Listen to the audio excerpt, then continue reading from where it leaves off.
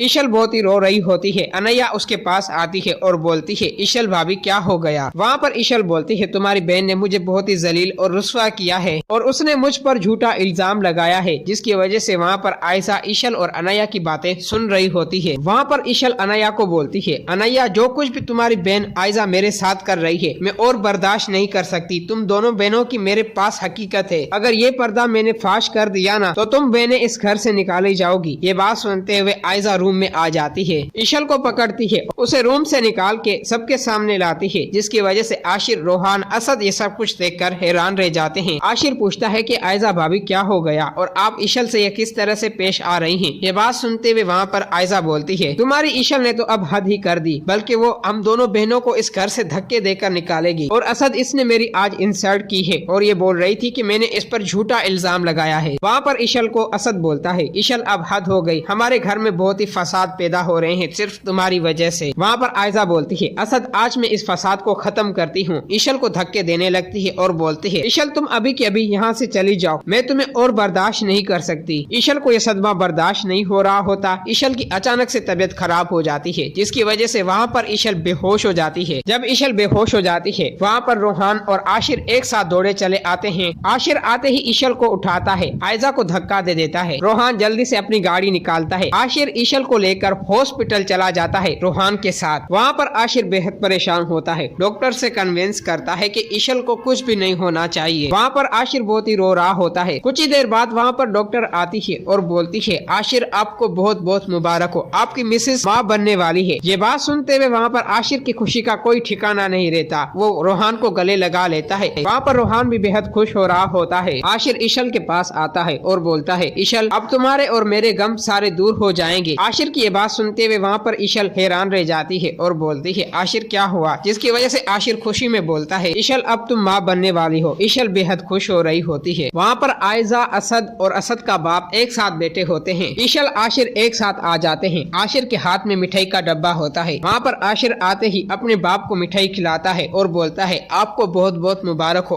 आप दादा बनने वाले हो। ये बात सुनकर वहाँ पर आशिर का बाप बेहद खुश हो रहा होता है। वो असद को मिठाई खिलाता है। असद आशिर की मिठाई नहीं खाता और वो वहाँ से गुस्से से उठकर चला जाता है। इसकी वजह से वहाँ पर आशिर गुस्से में बोलता है, ईशल अपना सामान पैक करो, अब हम यहाँ पे नहीं रहने वाले। आशिर की ये बात सुनते हुए वहाँ पर ईशल बेहद खुश हो रही होती है। ईशल अपने रूम में चली जाती है अपना सामान पैक करने के लिए, जिसकी वजह से आशिर का बाप उसे बोलता है, आशिर ये सब कुछ तुम क्या कर रहे हो और तुम मुझे इस उम्र में अकेला छोड़ के कहाँ जा रहे हो। जिसकी वजह से आशिर अपने बाप को बोलता है, पापा आपको संभालने के लिए रोहान और आयशा भाभी और असद भाई हैं, मेरी कोई जरूरत नहीं है इस घर में, बल्कि मेरी इस घर में इज्जत ही नहीं है और अब बस बहुत हो गया, मैं अपनी और ईशल की और बेइज्जती बर्दाश्त नहीं कर सकता। ये सब कुछ बोलकर वहाँ से आशिर अपनी गाड़ी में बैठ जाता है। ईशल का इंतजार कर रहा होता है। आयशा गुस्से में आती है ईशल के रूम में और उसे बोलती है, ईशल तुम खुश मत होना, मैं तुम्हारा जीना हराम कर दूंगी। जिसकी वजह से वहाँ पर आयशा को ईशल धक्का दे देती है और बोलती है, तुमने मुझे हाथ कैसे लगाया। आयशा, मैं तुमसे कोई भी बात नहीं करना चाहती और बेहतर बात यही होगी कि तुम अब अपनी औकात में रहो, तुम्हारा घर तुम्हें मुबारक हो। ईशल ये सब कुछ बोलकर अपना सामान पैक करके आशिर के साथ चली जाती है। ईशल के इस फैसले से वहाँ पर ईशल की माँ बेहद खुश हो रही होती है। वहाँ पर आशिर ईशल को गले लगा के बोलता है, ईशल अब तुम्हें कोई भी तंग नहीं करेगा, तुम अब अपनी सुकून से जिंदगी गुजार सकती हो। तो दोस्तों, अगर आप लोगों को ये वीडियो अच्छी लगी है तो इस वीडियो को लाइक करें।